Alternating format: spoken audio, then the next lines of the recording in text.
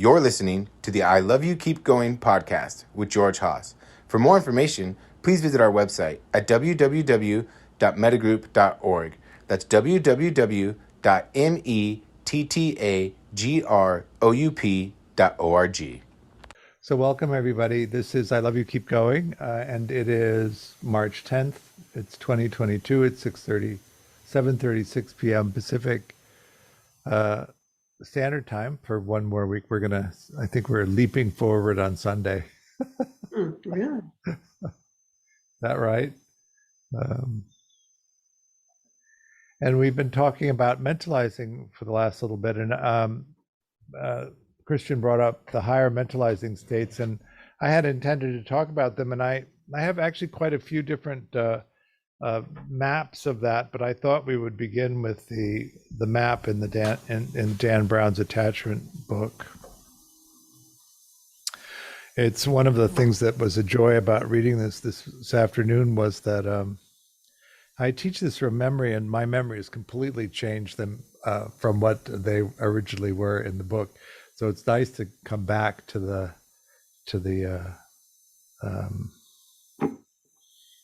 actual text. The mind can easily wander off into its own interpretations. So when we talk about mentalizing skills, we often talk about these four dimensions of early mentalizing. Those dimensions are spontaneous versus monitoring, self versus other, internal versus external, and then cognitive versus affective. And these are thought of as the mentalizing skills that you learn in the first 3 years if you have an attentive enough caregiver. And that if you don't have an attentive enough caregiver, you learn variations on the patterns of that. So a secure adult would be able to mentalize those four dimensions pretty well without having any kind of intervention later to adjust it. And then if you're an anxious avoidant child, you'd grow up to be a dismissing adult, and the pattern would be that you're very oriented toward monitoring, very oriented toward self, toward your internal life and cognitive. And that if you were an anxious ambivalent child, you would grow up to be a preoccupied adult. You'd be very spontaneous, but not monitor. You'd be very other-oriented, not self-oriented, very externally oriented, not internally oriented, and very affective or emotionally oriented and not cognitive. And if you're disorganized, it could be any of those patterns. Christian? I'm wondering, and I've probably had you explain this a number of times, but with the avoidant or dismissive person, my understanding is that they can read other people very well, but it's like not a mentalizing. Like, I mean, I think that they can read people well so they can get what they want, but they also have a deficit in actually understanding the internal state of the other person. Well, it depends on what the extent of their dismissing structure is. So in the adult attachment interview, there are 19 categories of attachment that we can inventory, and then we can stack them up to 6. So people can have very complex attachment conditioning and responses. Prototypically secure is F3. F stands for free or autonomous. F2 is secure with some restriction in feeling. F1 is some restriction in feeling and attachment. DS4 is a morbid fear of, DS stands for dismissing. It's a morbid fear that if you had children, they would be killed, and it's not linked to anything rational. DS3 is is dismissing with a pronounced restriction in feeling, but some recognition of attachment. DS2 is a derogating attachment system. So typically in dismissing attachment, you have the capacity to seduce and bully, so idealize and derogate. But in DS2 people, they don't have the idealizing part, they just have the derogating part. And DS1 is somebody who's completely shut down emotionally and completely shut down attachment wise. So you might say that somebody who is a DS3 would be good at reading people and seeing the value of that, but somebody who's all the way down at the DS1 end of the scale, probably not. So we talk about this in terms of empathy. So I like to talk about it in 3 levels of empathy, although if you were to do the research of this, since I've adopted this model, it's been elaborated on. But one is somebody who can pick up the visceral, has a visceral experience, the witnessing of somebody else's physical or emotional suffering. The second level of empathy is where you can read the external expression of people. Let me close.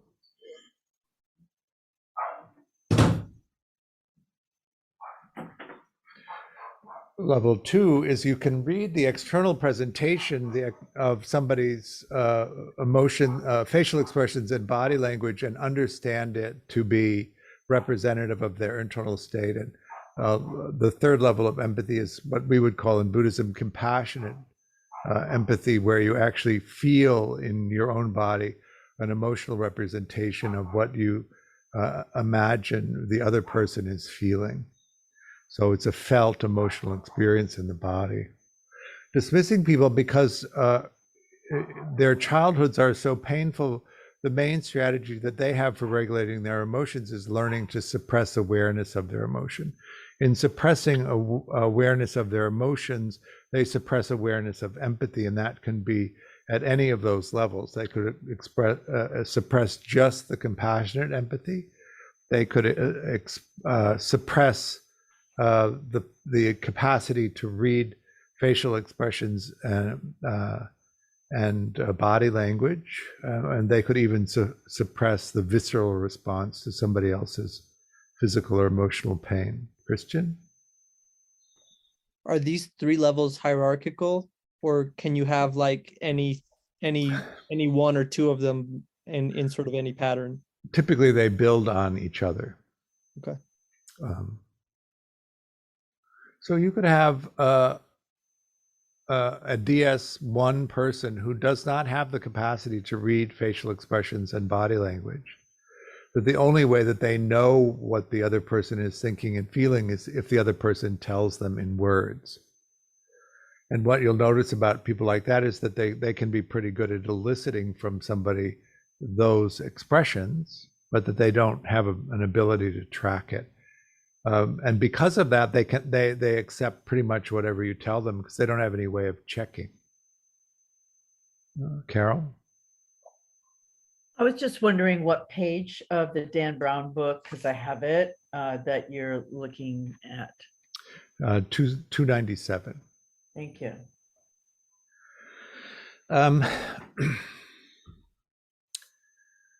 Dismissing people have a disadvantage that begins quite early because the reason that they end up in a dismissing state and suppressing emotional awareness is because nobody attends to them. If you remember the arc in which we develop the capacity for collaborative relationships, we all start out as autoregulators. And what that means is that nobody really comes and attends to us well enough that we begin to rely on somebody else for emotional regulation. We remain an island unto ourselves where we learn to emotionally regulate ourselves independent of other people.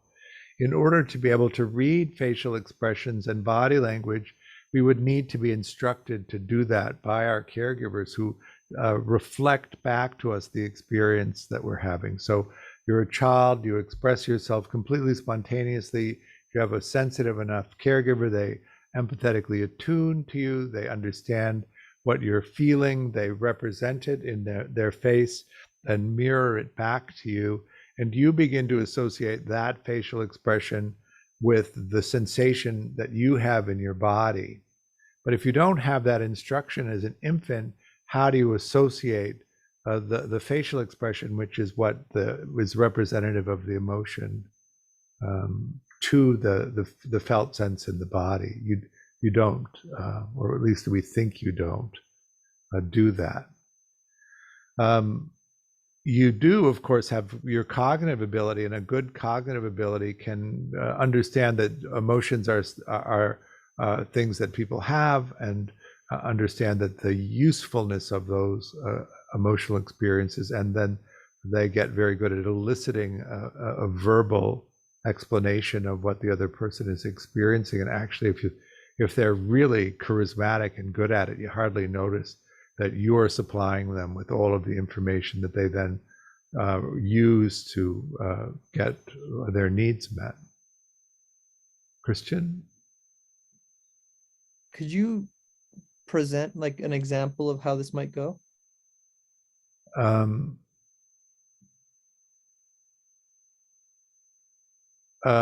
you give me a context? This person that's so charismatic, what are they actually doing to elicit the information that they need in a way that's subtle? So, how is my dismissive the head of my division or something like that? Getting all the information they need to glad hand or whatever. They're just asking, but they're asking in a sort of offhanded and throwaway manner, so it doesn't seem important. Okay. George? Yeah. Could you talk a little bit more about the phenomena of charisma and what it is, since we're on the topic? I would say charisma is the ability to entice people to pay attention to you. And so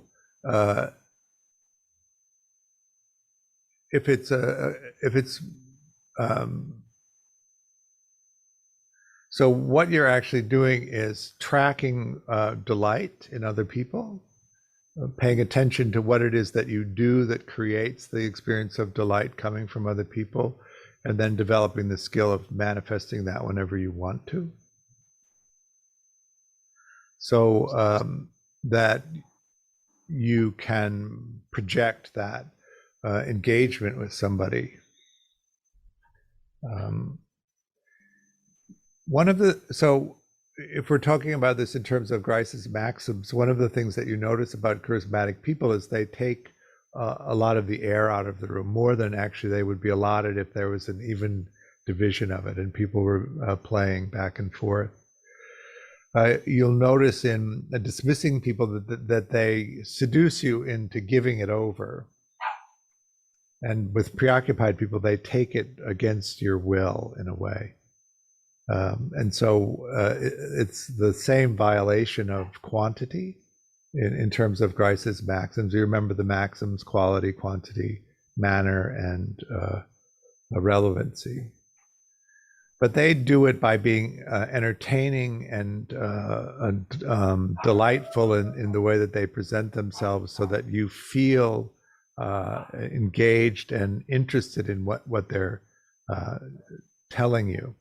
The reason that this is different than authenticity is that they're monitoring you to see what it is that lights you up, and they're serving that to you rather than making it an authentic expression of what's actually going on for them.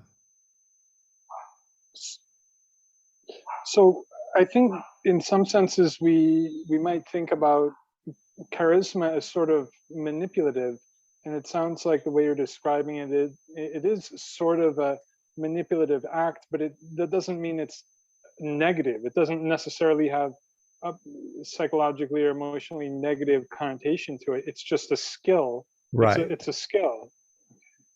Yeah, if you were a fundraiser and you were raising money for a good cause and you were really charismatic, it would reflect in the amount of money that you would be able to raise, which might be considered positive. So is charisma fundamentally a characteristic of the metacognizing mind? And what's the relationship between charisma and attachment? And I'll just leave it at that instead of asking more.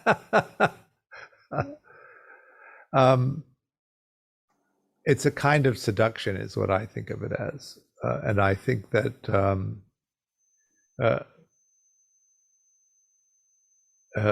we might distinguish it from delight, that you delight in somebody in the way that they are, whereas charisma is a kind of performance that's eliciting something from you. So it's a performance to get people to pay attention to you, Right. rather than an authentic relating experience where attention is more, I don't want to say democratic, it's just like natural or shared. Right. Okay. Yes. So Well, any major politician, I think that the person that actually had the most charisma of the last bunch of presidents was Bill Clinton. Just amazingly charismatic, watching him work a room. Yes, Obama's charismatic. I didn't find President Trump particularly charismatic. But there's a whole segment of the country that was just overwhelmed by the intensity of his charisma, right? Because he played to them in the way that they wanted to be played to, or what had meaning for them. Didn't work for me, but so I think that's also part of it. It's not a universal experience. It's really a directed experience. okay, I'll leave it at that. Thank you. Once you get past that early part of life where the procedural memory is the thing that's dominant, and the brain develops enough and autobiographical memory begins to form, and you're moving into the second part of this metacognitive capacity that you have, and as you develop those skills, we look at something, this other list that's in the book. And I always talk about it in terms of the basic skills. And you've probably heard me describe this as an awareness that you have a mind state, and an awareness that other people have a mind state.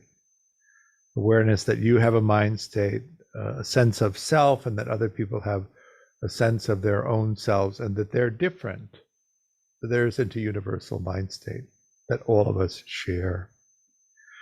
And that you develop the capacity to monitor whether you're accurate in your state of mind. So I talk about that in terms of monitoring between ultimate reality and conceptual reality, and making sure that you create a conceptual reality that actually is accurate and not distorted in some way. Then we have the awareness of one's own influence on another's mind state or behavior, and vice versa. So then we're into the mindfulness of inside, mindfulness of outside, mindfulness of inside and outside. Your intentions and actions in the world have an effect on other people. Other people's intentions and actions have an effect on you, and you can track that. You become aware of your own mind state and recognize that you can regulate your mind state. Is that making sense? Usually through thinking. I'm going to close this door.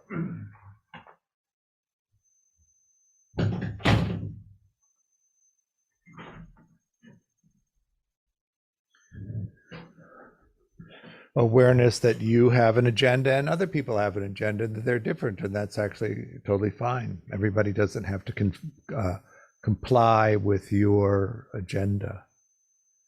And then the last one is, in the basic skills, is meaning making, that you understand that some things are meaningful to you, or more meaningful to you than other things, and other things are less meaningful. And so that you want to begin to orient yourself toward things that actually have authentic meaning to you, and not toward things that don't have that.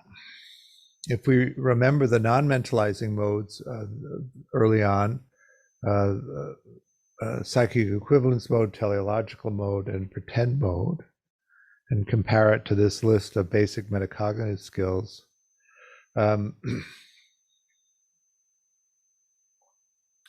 In psychic equivalence, we don't have an awareness of our own mind state being different other people's mind state and being okay with that.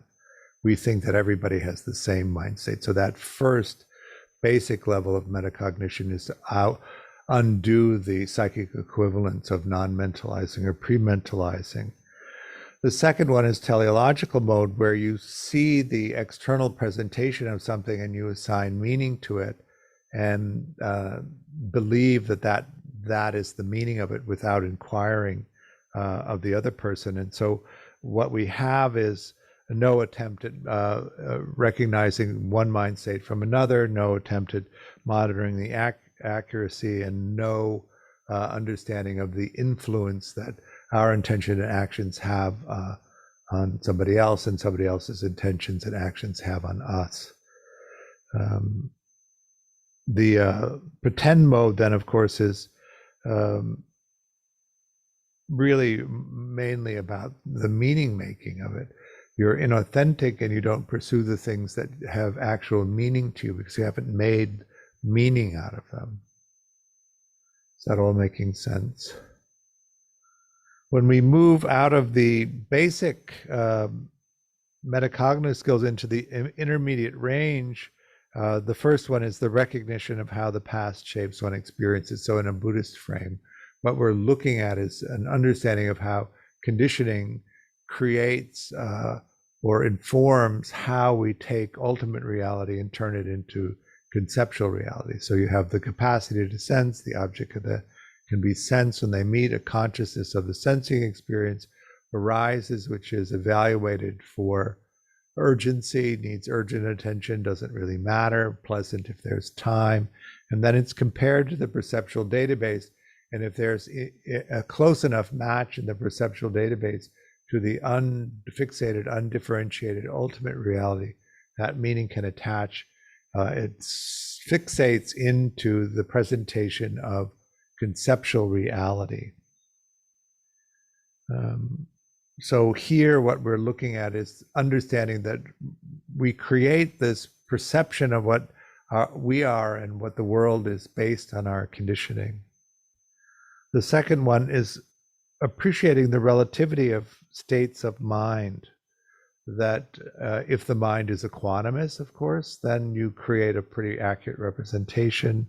If the mind is in some way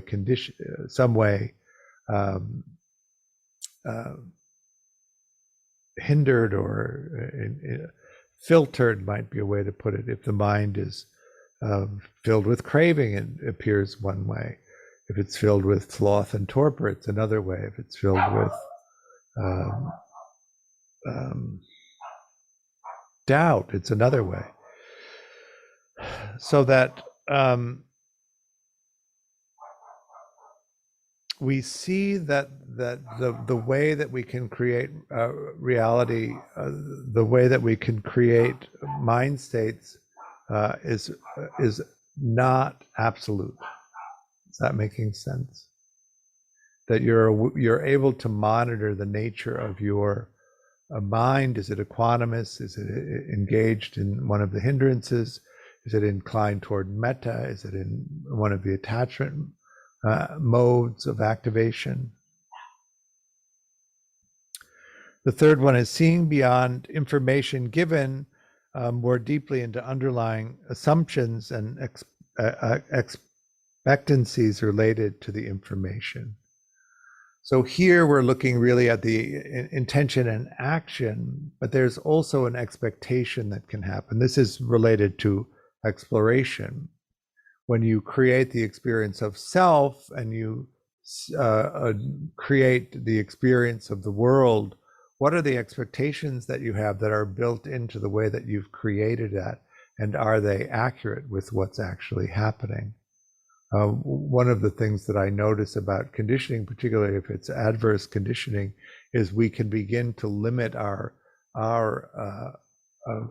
perception of what's actually available to us in the moment. So in each moment, what opens up is the entire array of possibilities that we could choose. Every possible option is open. But if we begin to limit that based on our previous experiences and limiting of imagination, we gradually restrict our awareness of the full range of choices, and we can really pull it down to very limited segments of what's actually available to us. And that this is, I would describe it as part of the expectation based on the perceptual database in our previous conditioning. So optimizing action plans in the face of accurate awareness of the limitations. Do you have an accurate map of what you're capable of and not capable of? And do you engage in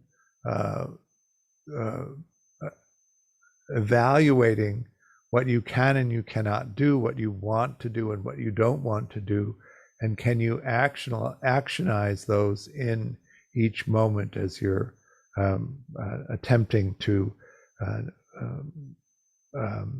figure out what to do and then what action you can take.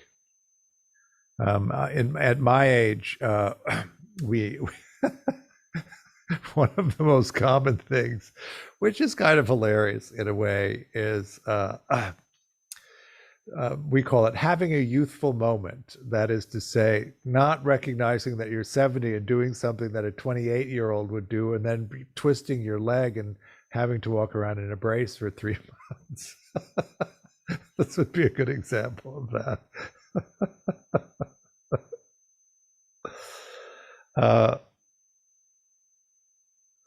Fostering sensitivity on the contextual effects on behavior.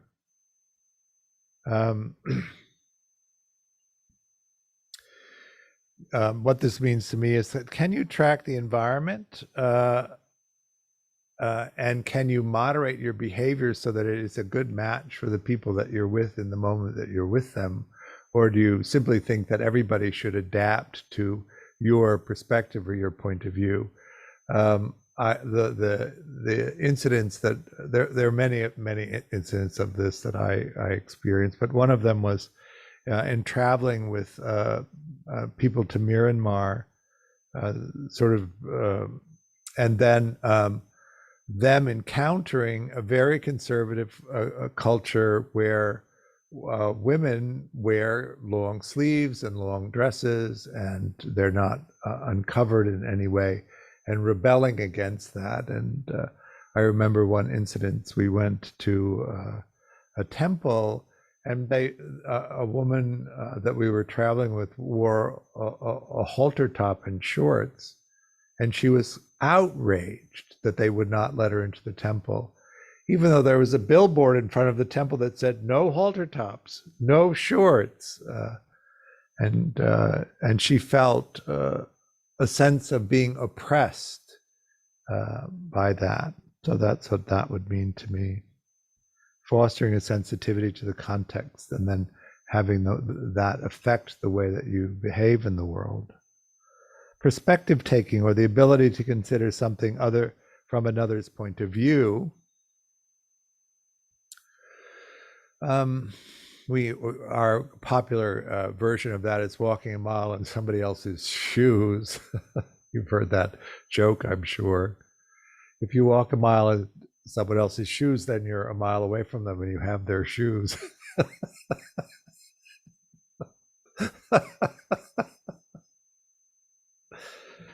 Can you see somebody else's perspective and also your own perspective, and can you negotiate those two?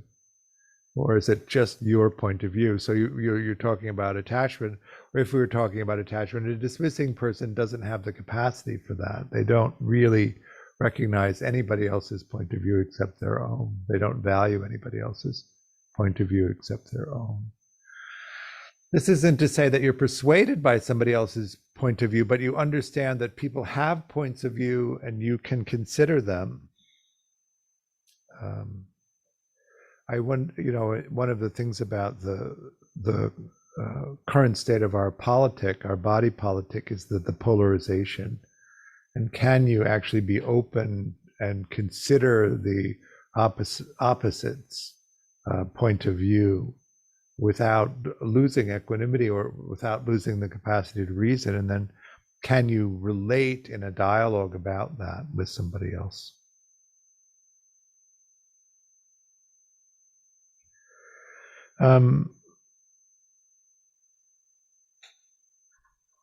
Then the higher level metacognitive skills, taking a wider, super systemic approach, is seeing that everything is interrelated, and that things tend to operate systematically rather than randomly. And so you begin to have a sensitivity to the systems view of things rather than sort of a magical randomness that some people use. Then the development of metacognitive awareness of past and present, self and other, child and adult orientations. So we might call this also theory of mind, but can you inhabit the experience of the present moment, knowing that you're creating the experience of the present moment from conditioning? But can you separate the present moment and inhabit the present moment and not get caught up in the past and the expectations of the past? Do you understand the way that the past informs the meaning that you assign to the present moment, but remain in the present moment? Can you see yourself clearly? Can you see the other clearly, other person clearly? And can you track all of that interaction that happens between us? Can you keep the basic skills operating? You experience self and world, they experience self and world, and there's a constant rapid interaction between each person and the way that they respond. Can you track the effect of that? And then can you also track the developmental capacities of the people that you're with? So parent-child is one of them, of course. One of the things, one of the jokes, of course, is that the child is in the back seat. They're 5 years old. They say, "Are we there yet?" And then the responsible adult says, "No, we're 2 hours away. Don't worry, we'll get there." And then 2 minutes later, the child says, "Are we there yet?" And then the 14th time that happens in 20 minutes, the adult loses their mind and understands that the child is doing this volitionally, and that any reasonable person would know that 2 minutes has gone by, not 2 hours, except that children can't process time until they're 9 years old. And so the mistake in mentalizing is that the child isn't doing it volitionally. They waited as long as they could. That turned out to be 2 minutes, but they don't have that capacity for experiencing time in that way. Is that making sense? So in attachment terms, of course, there's the role reversing piece where at about 6 years old, a child can sort of mimic a controlling adult role. And if the parent allows that, what they're not really seeing is that this is a 6-year-old child. It's not somebody who can act or process or understand like an adult.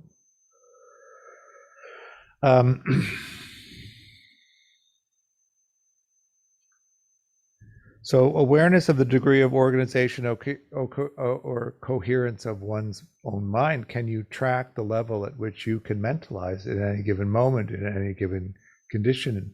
Can you track when your mentalizing begins to collapse because of stressors that are there? And do you know then what to do to stabilize the mind and reactivate your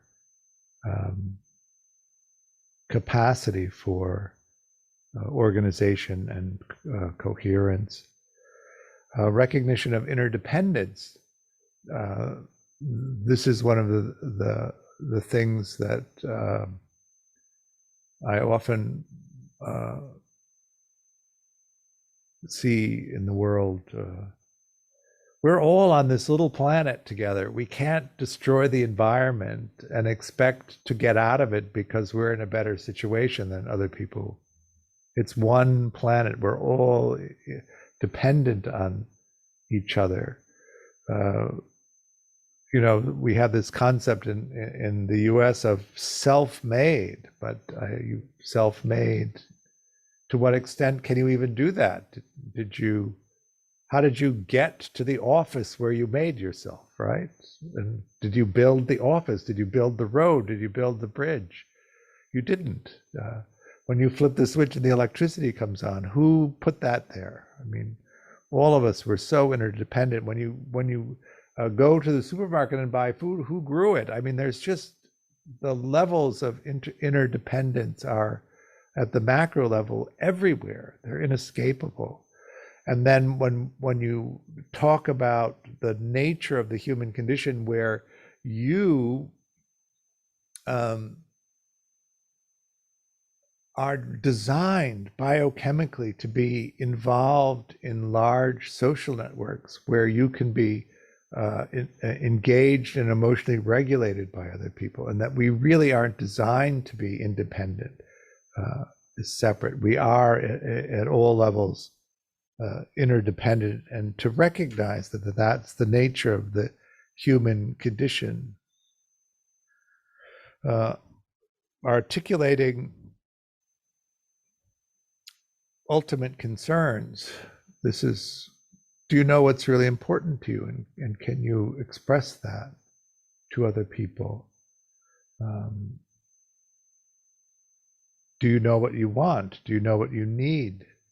Do you know what has meaning for you? Can you communicate that to other people? So a direct, non-representational awareness of a wider reality. And here we're getting into this spiritual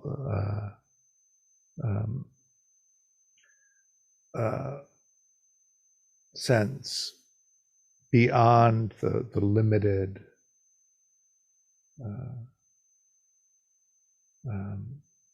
self-identity. Can you move into a sense of the sacred is one way that I would talk about that. Do you have an awareness of what that is? And then 7 highest order metacognitive skills such as spacious freedom and wisdom, so that's moving into this place of inhabiting a wisdom mind, inhabiting the sense of sacredness of being alive and finding that sacred meaning. Carol? Yeah, could you just say a little bit more about direct non-representational awareness of a wider reality? Why is it non-representational? Well,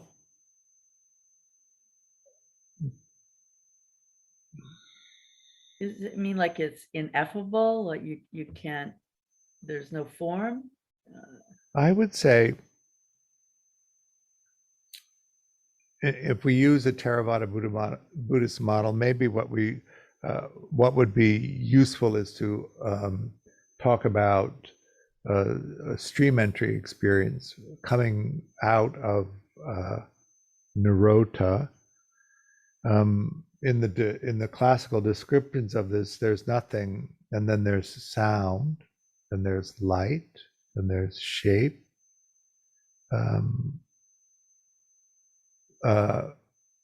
And then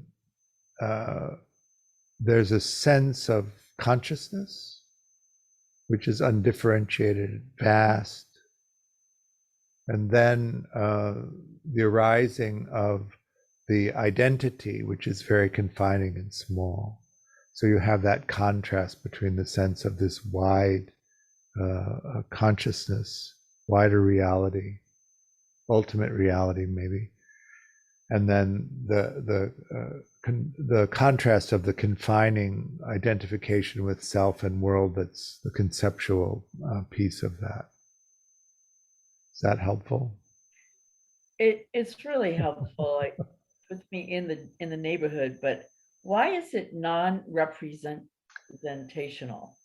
Because in that unfixated place, there's no representation. It's just light and color When there's and nothing consciousness. there's no icons or representations. Yeah, it's unfixated, undifferentiated. There's no conceptual meaning assigned to anything. Got it. Okay. All right, that makes sense. Thank you. One of the criticisms that this part of the list has from people who have developed alternative lists to this is the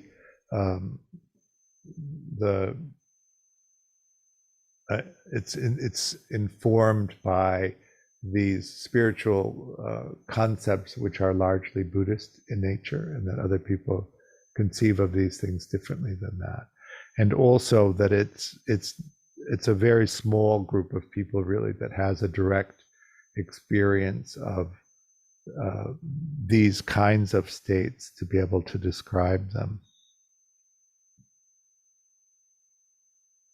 There's a question from codependency. Does codependency exist in Buddhism?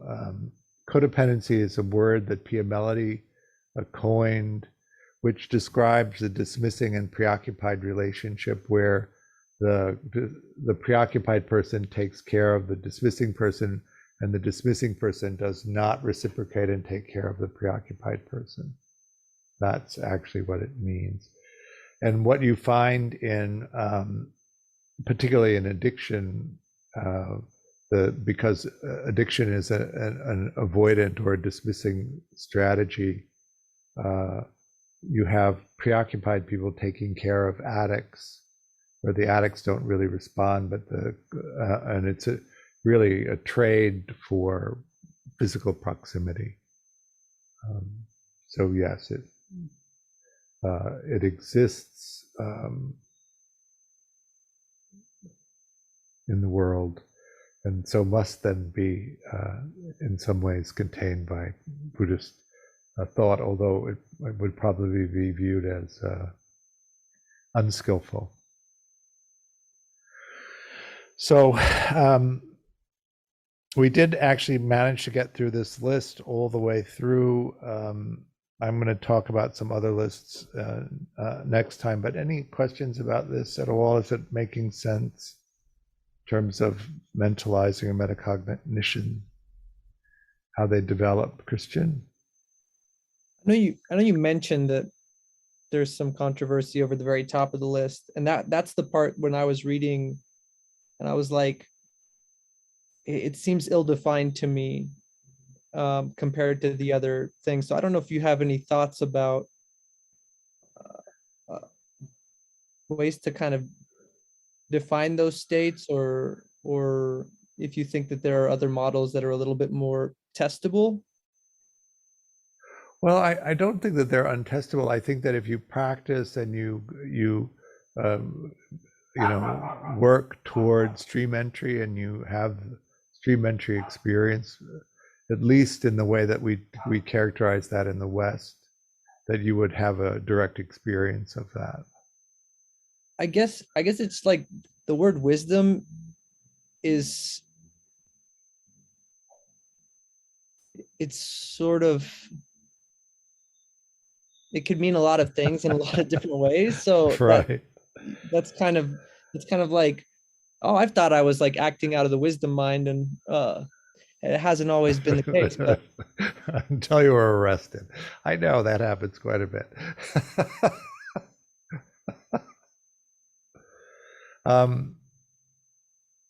Well, you have to develop the capacity for these skills. You cultivate them, and they develop over time.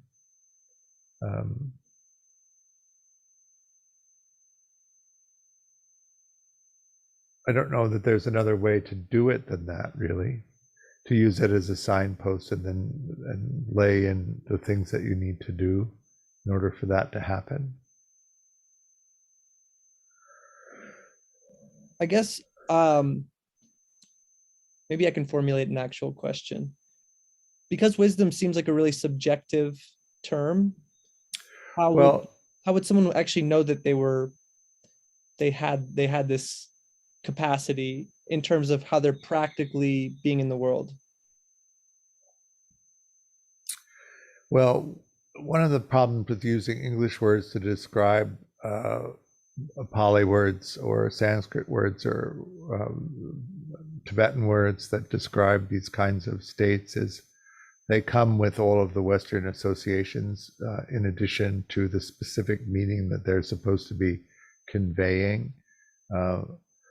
So the wisdom of this is the direct experience of a non-representational view of self and world. And then if you look at the Theravada practices that lead to that, then we would be talking about at least in the Metta-Vipassana Mahasi way of talking about it, the progress of insight, those stages. And so you would be working to develop them so that you could come into fruition and have the experiences that are described there.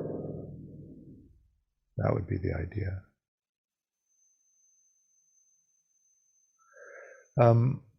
We might also call that intuition, or simply opening up to a communication of the unconscious experience, but not filtering anything in the self experience or in the limited identity experience.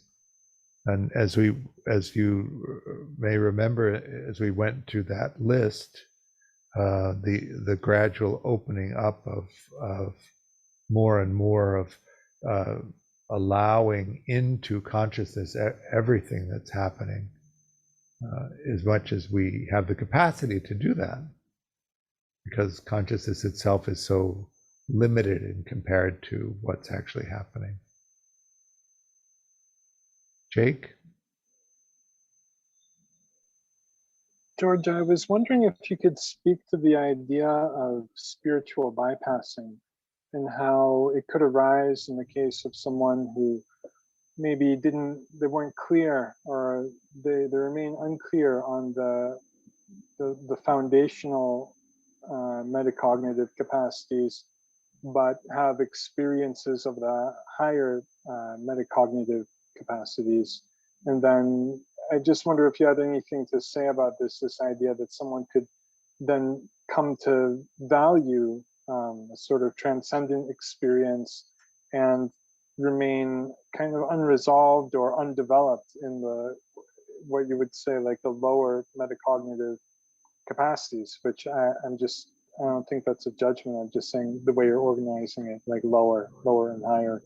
So I just wanted to put that out there and see if you could share anything back. I mean, does that ring a bell? Do you see that happen at times?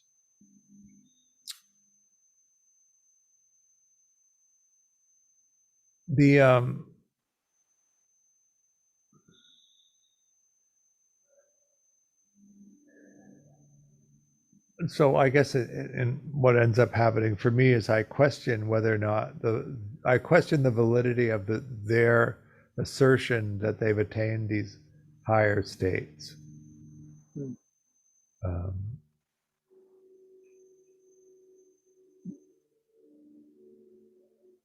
One of the things I notice particularly about practice in general is that if you do a meditation technique, you have the insights that come from doing that particular technique.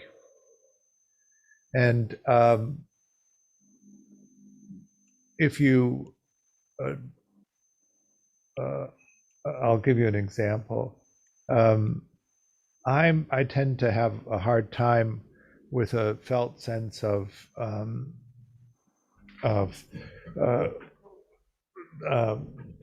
some of the aspects of the Tibetan practice about the lineage and communications from root gurus and that sort of thing.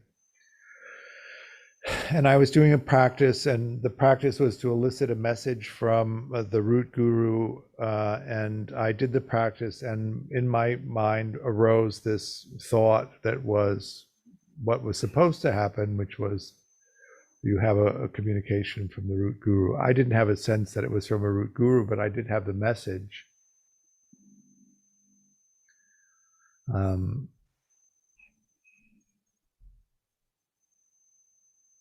So you can practice in a certain way, have the experience of it, and assume that in having those experiences that it integrates the rest of what's supposed to be there, even though you actually haven't done that part. So then you would be inferring that because of this attainment or that experience that you had from doing a particular practice, that meant that all of the other practices were done and all of the other insights were there that were supposed to be there in order for that to be a thorough attainment, I guess, or complete attainment. So are we saying like then a thorough attainment or a complete picture of spiritual development then should be based on the very foundational aspects of mentalizing in relationship? Right. That you move through the whole process. Don't skip pieces. And is there a whole picture of what the whole process is? Or is this just something we're just like learning about and investigating? Because the way it's described in the attachment book, it's more like there's first generation, second generation, third generation, fourth generation, but it doesn't seem like there's a really coherent model yet. I mean, one that's easy to understand. Well, I think each of the different traditions puts forth their practice model. And then how thoroughly do you engage in that? I don't know that, well, we can talk about this more as we bring up different kinds of lists that track different kinds of development. In some of these understandings were developed millennia ago, and they would be contextualized in the culture of the time that they were created, and those meanings actually may not have held up for or work so well in the culture that we have now, or the civilization that we have now. And so that's one of the reasons why the systemic, let's see if I can point it out,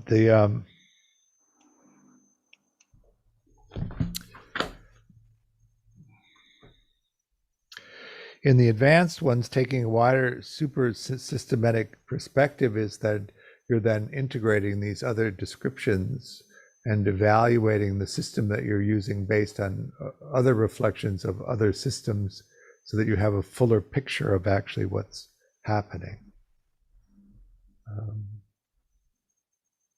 That's what I would say. Okay. So there's a question about Sasaki Roshi.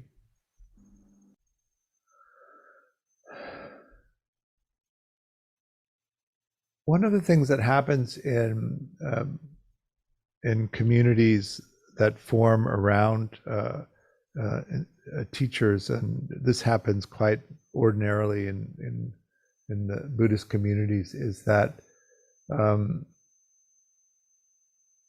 I was actually reading about a settlement for a doctor at UCLA that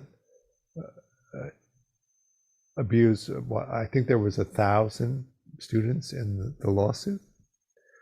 How do you abuse 1,000 students in a lawsuit without everybody knowing that that's what's happening? Everybody knew that was happening, and they understood it in terms that made it acceptable.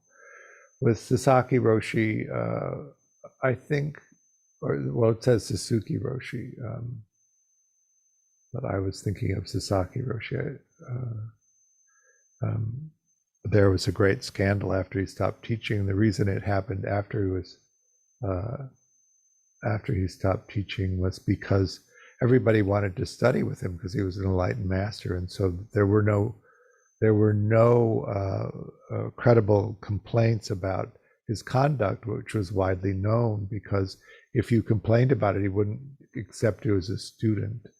And so the culture tolerated it because of the interest of the people who wanted to study with him. And then after he was no longer teaching, and then that goal was not available, there was less impetus to suppress it.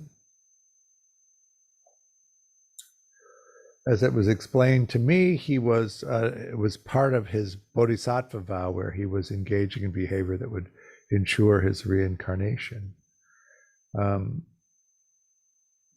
But actually, that doesn't hold up very well.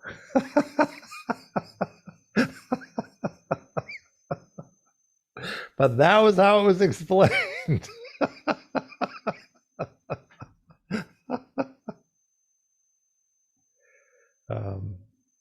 And he was quite a remarkable teacher. If you had the occasion to sit with him, and his effect was, he had the capacity for Shaktipat. I don't know if you know that term, but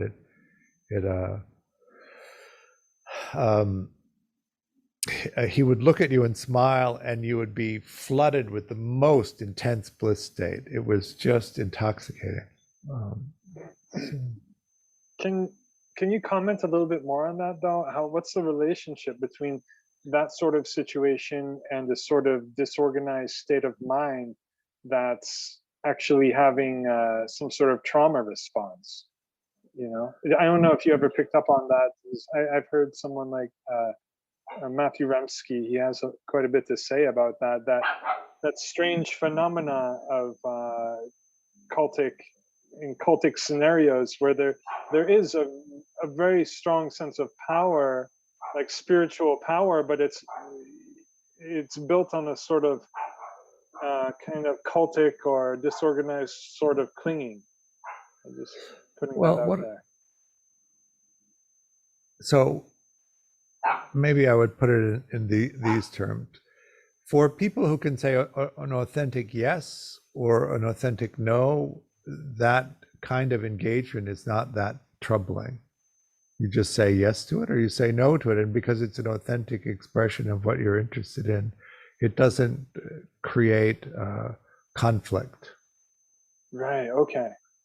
It's when you can't make an authentic yes or an authentic no that you get pulled into situations where you're engaging in an activity that you may have given an outward expression of permission to engage in, but you didn't want to make that expression, and because you couldn't say no to it. The fear of loss of the position of student with a teacher was overwhelming, and so you agreed, however you agreed to it, simply by not resisting it or saying no.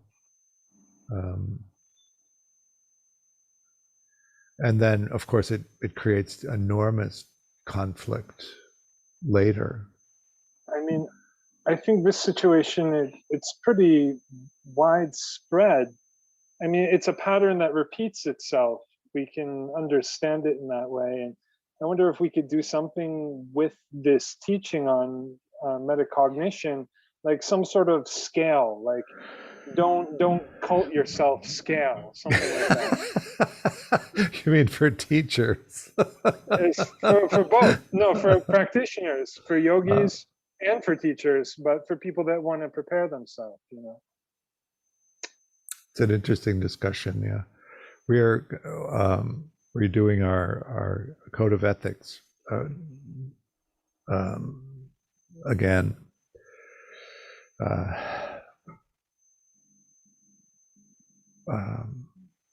Just so it's really plain and easy. Carol? In the chat about I need to make more of a get more clarity on metacognitive skills versus mentalizing capacity? I mean, are they? Well, in some sense, they're interchangeable as terms. Oh, okay. So at least the way that I'm using them. All right, that's what they seem to be similar, and I was like, are they exactly the same, or there's overlap, or is one a subset of the other, or? Nope, I'm using them in an equivalent way. Beautiful. I'm not confused. You are not confused. All right. So we've talked way too long in order to be able to do much in the way of meditation. What shall we do? How about a short period of metta for self? So go ahead and settle in to your meditation posture. For metta,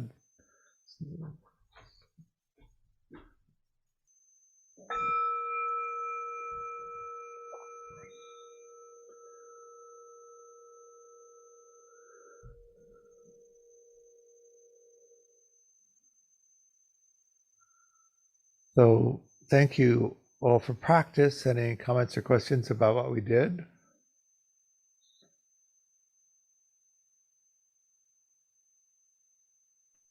So let's see what's coming up. We have April 7th, new level 2 starting. We have a virtual retreat. I think it's the week after that in April. We'll have some new level 1 starting in May.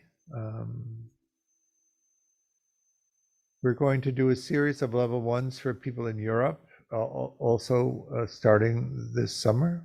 So if you're a night owl and don't mind sitting from 1 a.m. until 10 a.m., or that somehow fits in your time zone, that's when we'll be doing it. And we're going to do a level 2 starting over the summer or in the early fall for Europe. That will also be 9 a.m. our Pacific time, so if that's a better time to do level 2, that's coming up. Then we have a fall retreat in October coming up. Those things are all, well, the virtual retreat and the in-person retreat are available on the website now. The level 2 is up on the website. So take a look at it if you're interested in it. I offer this class on a dana basis. What that means is I offer the teaching freely, and then I hope you'll make a donation. You can do that through the website. Any amount is helpful to help support me and also the work that Mettagroup is doing. Thank you for coming. We'll see you soon, I hope, along the path. Bye now. Thanks, George. Terrific. Yeah, thanks. Bye. Bye.